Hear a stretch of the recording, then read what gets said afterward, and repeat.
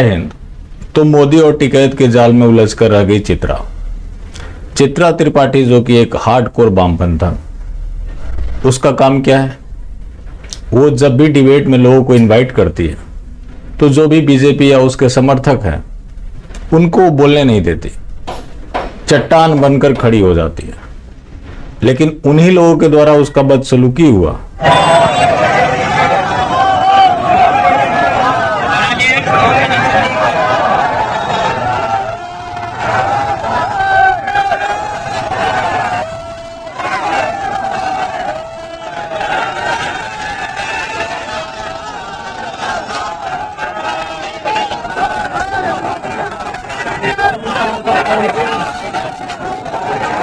जिसका वो अनऑफिशियल प्रवक्ता के रूप में काम करती है।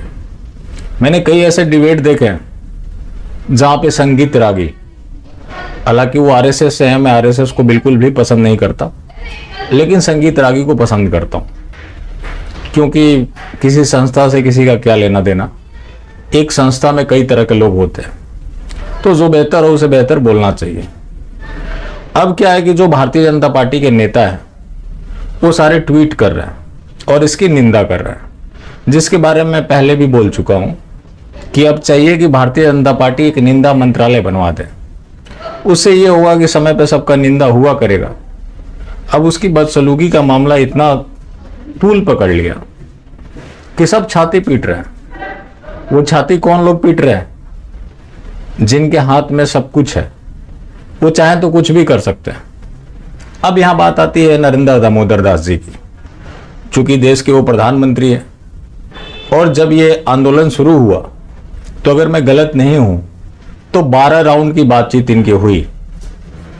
एक तरफ कहा जाता है कि नरेंद्र दामोदर दास जी तब से सोचना शुरू करते हैं जहां से लोग सोचना बंद कर देते हैं। दूसरा एक और भी तर्क दिया जाता है कि देश आज मजबूत हाथों में है।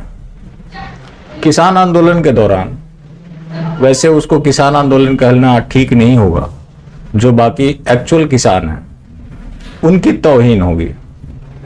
इनके नेता पीटे गए, पत्रकार पीटे जा रहे हैं, पत्रकारों के साथ बदसलूकी हो रही है, उनको रिपोर्टिंग करने से रोका जा रहा है। चर्चा नहीं हुई है, चर्चा कृषि कानूनों पर चर्चा हो रही है, चर्चा बीजेपी चर्चा हो रही है। हाँ बिल्कुल हो रही है। आप झूठ बोल रहे हो। नहीं, मैं ये झूठ बोल रहे हो। मेरी बात सुनिए, आप मेरी बात सुनिए ना। तो देश में जो आज अराजकता का माहौल है, तो कैसे कहा जा सकता है कि नरेंद्र दामोदर दास जी के नेतृत्व में आज जो देश है वो मजबूत हाथों में है? कहीं से भी नहीं दिखता। चूंकि क्या है कि आज नरेंद्र दामोदर दास जी की सत्ता है और नरेंद्र दामोदर दास जी ने इसके लिए पूरा पीआर स्टंट किया है, जिसकी वजह से बहुत से ऐसे लोग हैं जिन लोगों ने मान लिया कि ये भगवान के अवतार हैं और बाकी पॉलिटिशियन से अलग हैं। अगर जिस दिन आप नरेंद्र दामोदर दास जी की सच्चाई जान जाएंगे, उस दिन केजरीवाल इनके सामने बौना पड़ जाएगा। क्योंकि नरेंद्र दामोदर दास जी की एक खासियत है कि इन्होंने अपने जीवन काल में कभी भी सच नहीं बोला है, कम से कम पब्लिक प्लेटफॉर्म पे तो सच नहीं बोला है। लेकिन इनके हर झूठ को लोगों ने सच मान लिया, क्योंकि इनके अंदर झूठ को बेचने की कला जबरदस्त की है।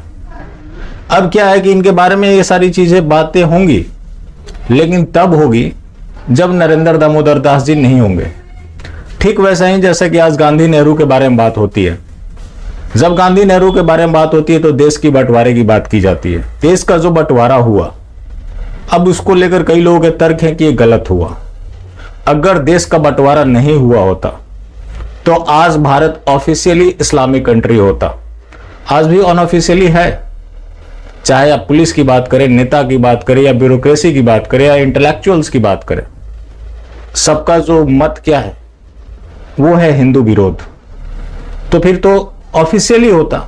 हाँ, एक चीज कहा जा सकता है कि जब धर्म के नाम पे देश का बंटवारा हुआ तो इसको ऑफिशियली हिंदू राष्ट्र होना चाहिए था, जो कि अब कभी भी नहीं हो सकता है। इन्होंने जो कला अपनाई, इनका काम क्या है कि जो भी ये कुकर्म करे उसको ढकने के लिए कांग्रेस का एक सेफगार्ड ले ले कि कांग्रेस ने ऐसा किया है, कांग्रेस का एक किया धरा है। तो क्या लोगों ने इनको सत्ता में इसलिए बिठाया था कि ये कांग्रेस की कमियों को गिनाएंगे और सत्ता की मलाई चाटेंगे? आखिर ये सब ये कर क्यों रहे हैं? इसके पीछे भी वजह है, लोग आसानी से मूर्ख बन जाते हैं। जिस तथा कथित किसान आंदोलन को इन्होंने इतने समय तक एंटरटेन किया, एक पार्टी का प्रवक्ता अपनी पार्टी को डिफेंड करता है तो मेरे को कोई समस्या नहीं है, उसका काम है, वो तो अपनी ड्यूटी कर रहा है। लेकिन कई सरकारी यूट्यूबर्स ये लोगों को बताते रहे कि ये जो किसान है एक दिन एक्सपोज हो जाएंगे। ये एक्सपोज होते होते कितने लोगों का नुकसान कर जाएंगे? क्या इनको एक्सपोज होना था? राकेश टिकैत जब खुद चुनाव लड़ा तो इसकी जमानत जब्त हो गई थी, अब अल्लाहू अकबर के नारे लगा रहा है। वहां पे जो लोग आए हुए हैं वो काले कानून का विरोध कर रहे हैं। मोहम्मद दानी से और हम जितने भी हैं लोग हैं, ये ददेड़ू खुद से आए। इन तीनों काले कानूनों को सरकार वापस ले और किसानों की बात, जो किसानों के मुद्दे हैं उनको स्वीकार करें। क्या काले कानूनों के बारे में जानते हैं आप? हाँ, एक एनआरसी है, एक एनपीआर है और एक दो और। कोई सीए का विरोध कर रहा है तो कोई एनपीआर का विरोध कर रहा है तो कोई एनआरसी का विरोध कर रहा है। इस तरह का तथाकथित किसान आंदोलन चल रहा है। और ये जो नैरेटिव बनाई गई नरेंद्र दामोदर दास जी की सरकार है, कैसे बन गई ये नैरेटिव? नरेंद्र दामोदर दास जी ने कभी नैरेटिव खड़ा करने की कोशिश की? नहीं की। और इनके खिलाफ कोई कार्रवाई क्यों नहीं हुई, ये भी आप जानना चाहते होंगे। इसका सीधा मतलब है कि ये विक्टिम बनकर राजनीति करना चाहते हैं कि ये जो राकेश टिकैत या उसके गैंग हैं तो ये देश विरोधी काम करेंगे और ये लोग उसको गिनवाएंगे कि देखो ऐसे ऐसे हो रहा है, अब आपके पास विकल्प क्या है, हमें ही वोट दे दो। जैसा कि मास्टर स्टॉकवादी आके हमें भी रोकने की कोशिश करते हैं। तो बेटा तुम गलत आदमी से पंगा ले चुके हो, यहाँ रुकने का कोई सवाल पैदा ही नहीं होता। जो सच है वो सच है, ऐसा नहीं है कि मैं नहीं बोलूंगा तो वो सच है जो वो झूठ हो जाएगा। जो सच है वो सच ही रहेगा, कोई बोले ना बोले उससे कोई फर्क नहीं पड़ता। जिस तरह से इन लोगों ने किसान आंदोलन के नाम पे अराजकता मचाया, आज तक इनके खिलाफ कोई कार्रवाई नहीं हुई। लेकिन कुछ लोग जंतर मंतर पे प्रदर्शन करने गए थे कि हमें स्वदेशी कानून चाहिए। ये नरेंद्र दामोदर दास जी हमेशा स्वदेशी की दम भरते हैं, उनको पकड़ कर जेल में डाल दिया गया। उसमें अश्वनी उपाध्याय के लिए ज्यादा ट्रेंड हुआ, ज्यादा डिमांड हुई, तो इन्होंने उनको छोड़ दिया और बाकी लोग आज भी जेल में सड़ रहे हैं। बाकी जिन लोगों ने अराजकता मचाई, पुलिस के ऊपर हमले किए, आज तक पुलिस वहां तक नहीं पहुंच पाई। जिस वायरल वीडियो को लेकर उनके ऊपर कार्रवाई हुई, जिन लोगों ने एक्चुअल में लगाया था, क्या पुलिस आज तक उनको ढूंढ पाई? नहीं ढूंढ पाई। सच्चाई ये है कि पुलिस उनको ढूंढना ही नहीं चाहती। उनका जो मकसद था वो पूरा हो गया। उनका मकसद था इस आंदोलन को दबाना, जो कि उन्होंने दबा दिया। और इस चीज के लिए उन्होंने महारत हासिल कर रखा है कि हम हिंदुओं को डराएंगे और हिंदुओं से वोट लेंगे। वरना जिस तरह से शाहीन बाग हुआ या तथाकथित किसान आंदोलन चल रहा है, यहाँ पे किसी के साथ बर्बरता हो या फिर उसके साथ दुर्व्यवहार हो, बेशक मैं उसे पसंद करूं या नहीं करूं, मैं उसको जायज नहीं मानता।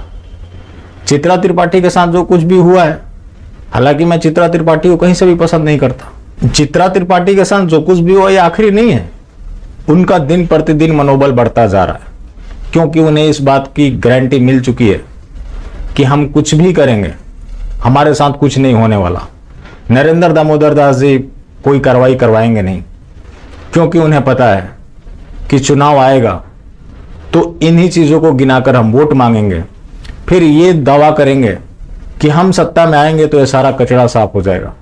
तो अभी आप ऑलरेडी सत्ता में हैं, फिर दोबारा आपको सत्ता चाहिए इस कचरा को साफ करने के लिए, तब तक 10-20 और कचरे इकट्ठे हो चुके होंगे। यही सच्चाई है। बाकी जो नरेंद्र दामोदर दास जी के मास्टर स्ट्रोकवादी हैं, उनके इस प्रपंच और कुचक्र को ऐसे चला रहे, इसके पीछे एकमात्र वजह आप जानते हैं क्या है? हर जगह दो बातें होती है। अगर आप चुप हैं तो आप बहुत समझदार हैं, दूसरा भी एक इसका पहलू है कि आप बुज़दिल भी हैं। लेकिन यहाँ हर जगह आपको समझदारी बताई जाएगी, जिसकी वजह से नरेंद्र दामोदर दास जी की जो ये सारी एक्टिविटीज हैं चल रही है, जो कि आइडियली नहीं चलना चाहिए। और आज देश सबसे गलत हाथों में है। और नरेंद्र दामोदर दास जी अब तक के सबसे कमजोर प्राइम मिनिस्टर हैं। बाकी जिंदा रहे तो फिर मिलेंगे और मिलते रहेंगे तो जिंदा रहेंगे, इसलिए मिलना जुलना जारी रखें। जय हिंद।